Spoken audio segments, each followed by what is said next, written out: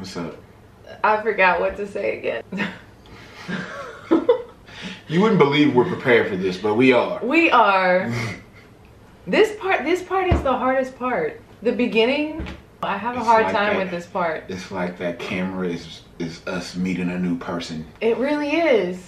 I'm nervous. Okay, let's try again. Okay.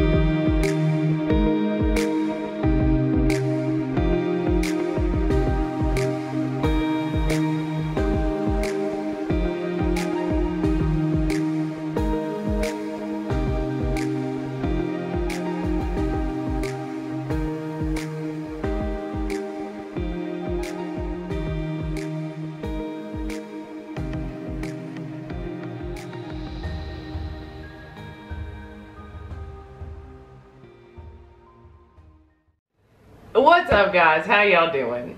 Welcome back to His, Hers, and Theirs. Here on our channel, we make family vlogs as well as talk about some controversial topics such as racial division, interracial dating and marriage, and the experiences of our interracial family. The goal of our channel is simply to show how different cultures from different backgrounds can come together and live peacefully with one another, with a little help from God and some understanding for our fellow human beings. Today, we are going to do the one request for a video that we had in our comments, and that is our story. Yay, Yay. Our story. It's long. It is very long.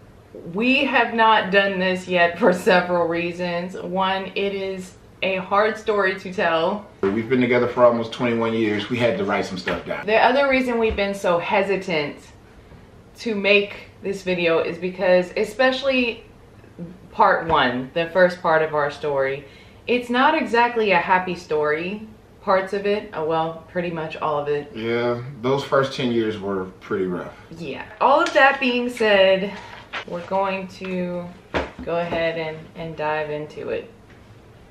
In the beginning, it was the year 2000. I was about 19 years old.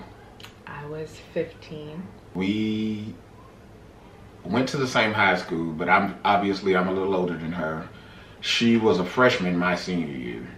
And at the time, I was engaged to the girl that I spent my junior and senior year of high school with.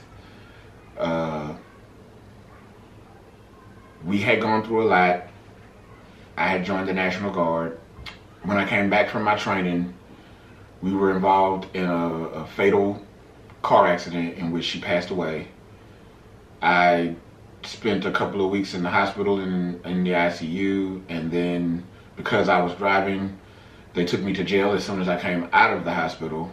While I was in prison, she was buried. It was a very, very depressing time in my life.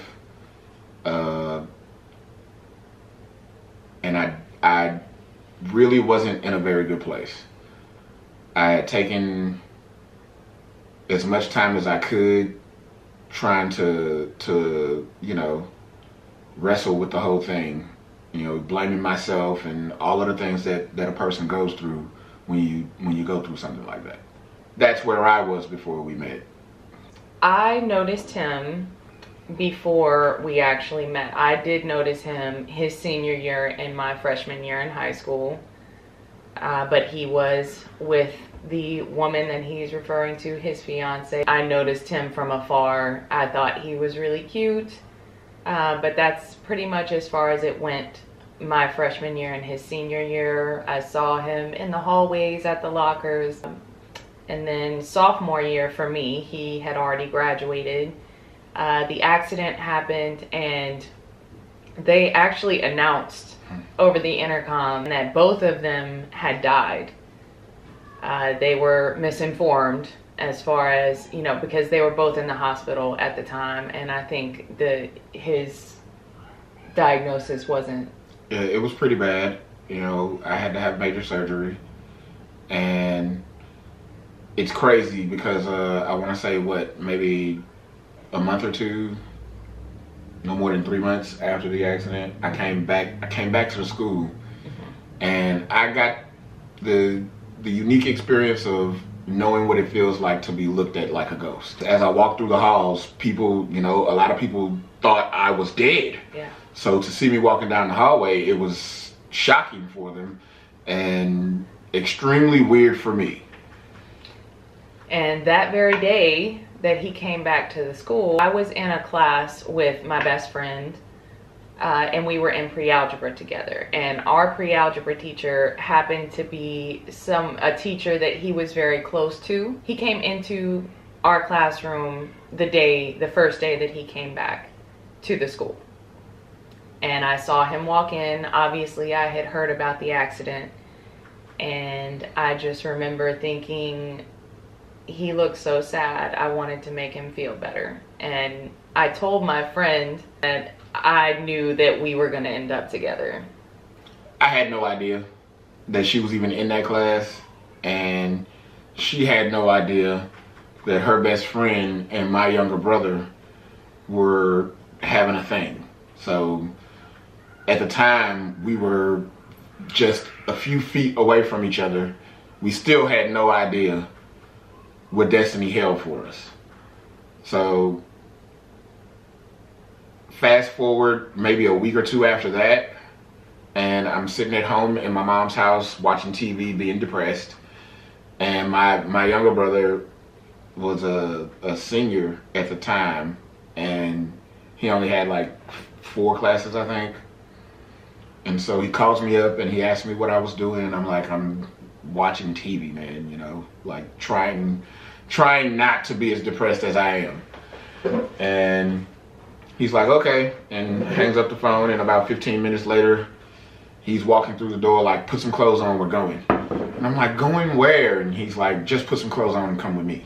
You know, I think for him, it was just him trying to do everything he can to break me out of that depression. All he was trying to do was, you know, you got to get out of the house, you got to start living your life again. You can't just sit here eating food and watching TV for the rest of your life. He was picking him up to bring him to my house where me and my best friend were, so he could spend time with my best friend, his brother. And so he wanted to get him out of the house, but he also kind of he needed a wingman. Yeah, he needed someone who was going to entertain me while they were off spending time.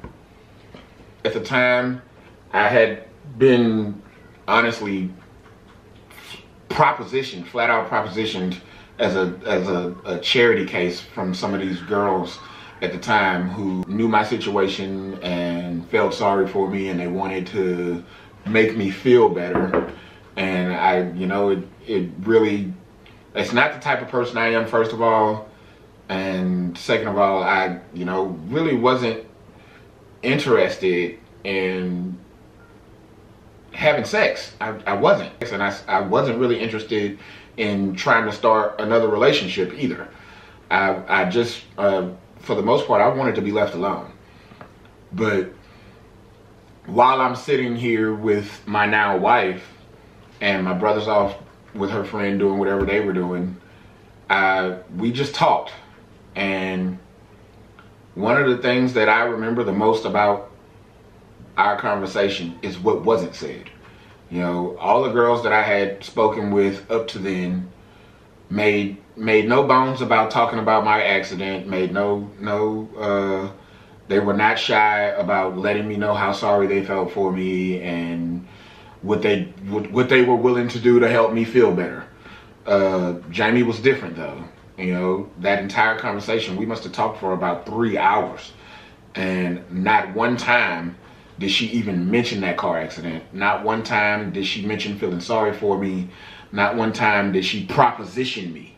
You know, it was a very deep, emotional spiritual conversation that we had, and I But believe lighthearted as well. We were basically just getting to know each other. her interest was genuinely in me as a person. Yeah, we laughed, we talked about our interests, we talked about what we like to do, what our goals, dreams, you know, the things you talk about when you're truly getting to know someone, the things you talk about, you know, when you're interested in a person. You know, I think for me, it was a much needed ray of sunshine in the world of gloom that I had been living in. And I do believe in my heart that whether we ended up married or not, just from that one conversation, there was a bond formed between her and I that I think at the very least would have had us as friends for the rest of our lives. So that was the beginning, and we didn't realize what was even happening at the time, but you know, we exchanged phone numbers, and you know, before we even knew what happened, we were spending all of our time with each other. You know, I'm not really even a person who likes talking on the phone, but her and I would talk on the phone for hours and hours and hours about everything, you know. But we never actually made it official for some reason. Yeah. You know, we never said, okay, you're my boyfriend, you're my girlfriend. I think our parents knew it was a thing before we knew it was a thing. Yeah. You know, before we acknowledged that it was a thing, our parents knew. You know, and our parents had all the concerns you would expect your parents to have. For starters, there's the age difference. And you would think it would be the black and white thing, but really the age difference was probably the most concerning thing for both of our parents. Followed very, very closely by the black-white thing. You know, I think the concern wasn't necessarily, especially from my side, I don't think the concern was her being white. The concern was the issues that we would face as a couple. You know, being here in southern Louisiana, I think our parents were both highly aware of some of the issues that we would face if we kept moving forward in the manner that we were moving forward. So we never really made it official. But we were, you know, we were acting like boyfriend and girlfriend. We were making out and all of those things, but we just never made it official. Long story short, there was a big disagreement or a fight, and we ended up breaking up. During that time period that we were broken up, I don't think I'm gonna go too far into the details of my kind of childhood things, but I had some issues growing up as well. And long story short, I asked my mom to emancipate me when I was 16, and she did. We couldn't live in the same space anymore, and I ended up moving in with his sister while we were still broken up. I, at the time, started dating someone else, and it was she was an older woman who already had children, and in hindsight, it's a relationship that I probably stayed in longer because of the fact that she had children. But ultimately, it was really just a roadside stop in her and I's journey. There was never any real substance to that relationship. So they broke up, and he ended up moving in with his sister with me. Now, when I first moved in, it wasn't even necessarily a statement of, hey, we're getting back together, but you can imagine how quickly that happened. Yeah, pretty quickly. Pretty quickly. The bond between her and I is as such that even proximity makes it hard for us to stay away from each other, you know? Yeah, we don't lack chemistry. We never really have. We did make it official this time. Yeah. We were official. We said it. Forgiveness was given, and you know, all of the things we were fighting about were not just tossed aside, but actually, you know, sat down and worked through. You know, you can't jump right back into it and you haven't resolved the issues that broke you up in the first place. So we took the time to resolve those issues and moved forward, and I want to say, what, maybe a month or two after I moved in with my sister, you got pregnant? Yes. We didn't do a timeline. So we met in 2000, probably broke up in around 2001. I moved in with his sister in the beginning of 2002. He moved in with his sister in the middle of 2002. And it was, I'm pretty sure I got pregnant shortly before my 18th birthday. That sounds about right. Yeah. We could not stay with his sister anymore for multiple reasons. And so I did what any self-respecting man did, and I went and got a job picking up garbage. Making actually pretty decent money. I'll say this. I was picking up garbage through a temp service at that. And to anyone who thinks you can't make good money as a garbage man, in 2 weeks' time, I had first and last month's rent as well as the deposit. So, shout out to all my garbage men out there. Keep doing your thing. Unfortunately, shortly before we moved, I ended up having a miscarriage. It was heartbreaking. I will say this though, in hindsight, looking at that situation, and now as parents, we both realized that at the time that she was pregnant back then, we might have survived, but we weren't really ready. Not at all. And I know, knowing what parenthood is now, we weren't. You know, I know you're not ever really ready. There's never really a right time to have kids, especially in the world that we live in now.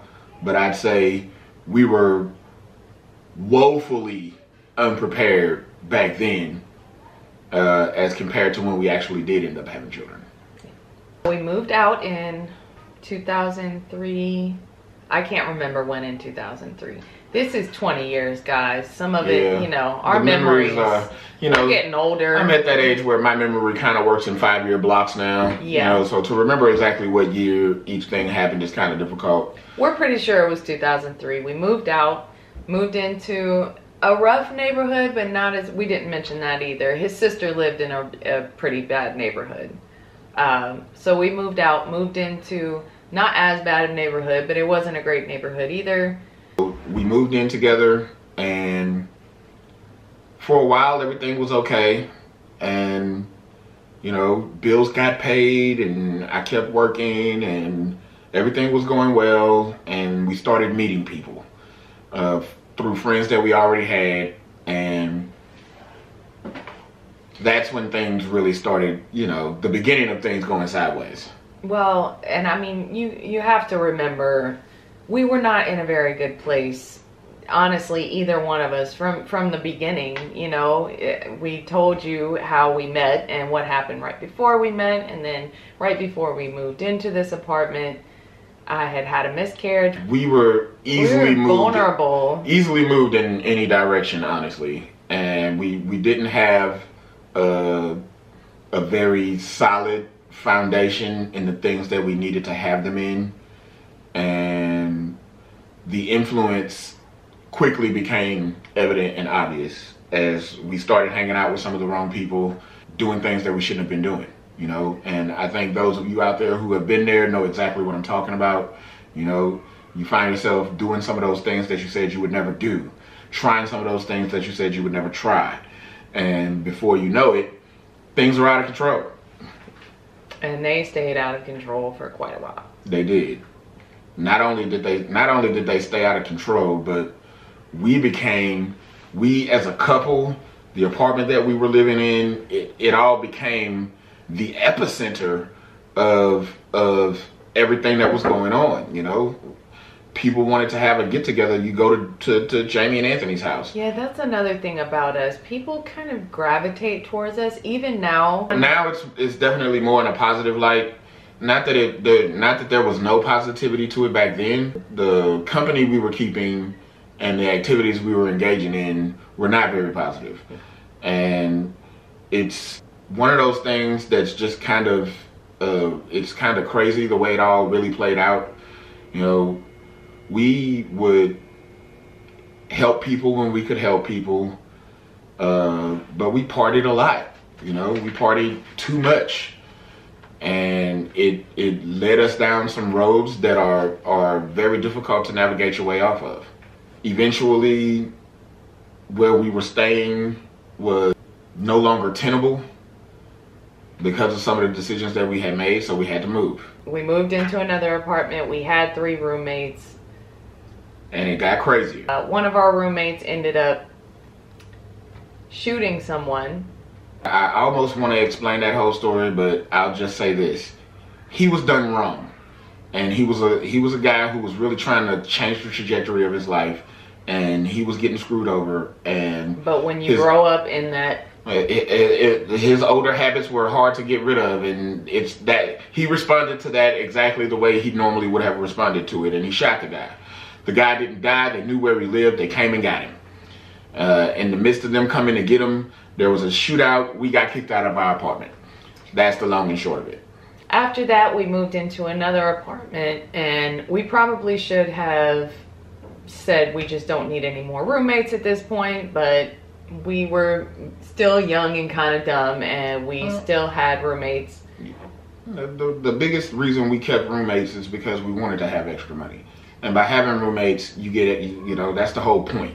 You know, by not having to shoulder the full load of all of the bills by yourself, it leaves you with extra money in your pocket, and that's the reason we kept roommates. Well, and the other reason is the roommates and us still had the bad habits that we talked about earlier, and yeah, that didn't really stop for the rest of our relationship, for the rest of the first part of our relationship. I got a pretty decent job. We still weren't making the best decisions, and eventually my wife finally was like, I can't do this anymore. As much as I understood where she was coming from, I was still in a place where I had no intention of stopping. So I heard what she was saying, but it didn't register to me what she really meant. She told me that she felt like she needed to take some time, and I took that as, okay, she's gonna take some time. I'm gonna keep getting messed up, because that's what I was doing. You know, I didn't, like I said, I had no intention of stopping.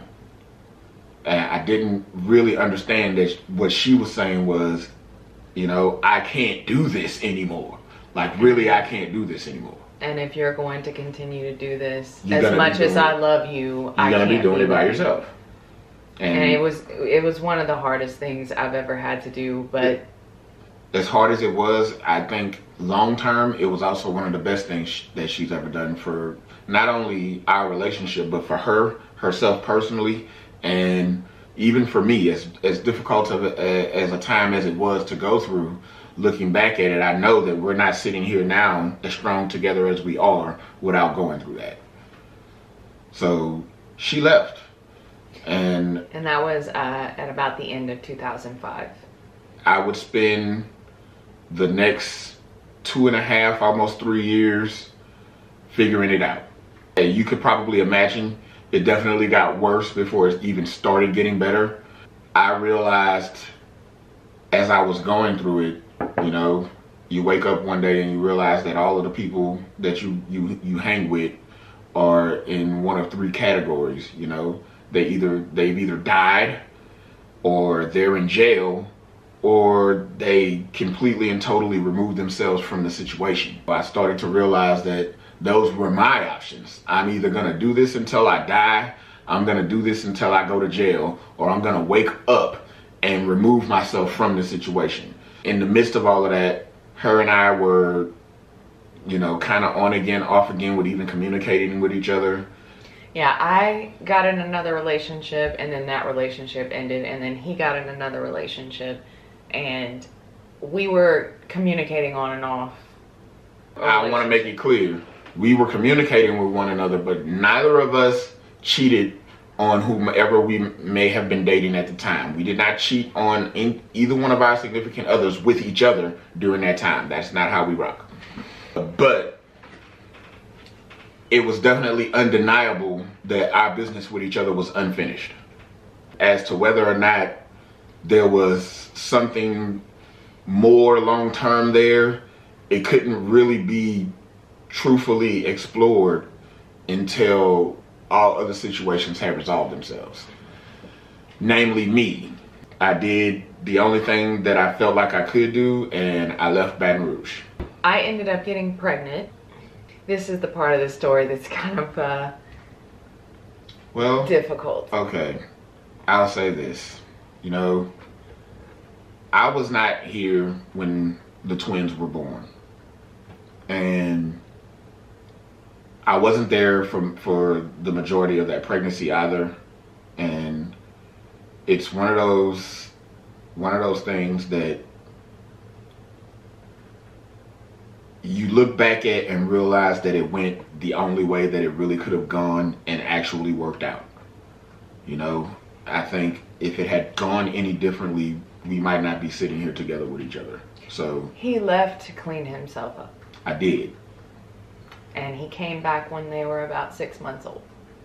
Clean.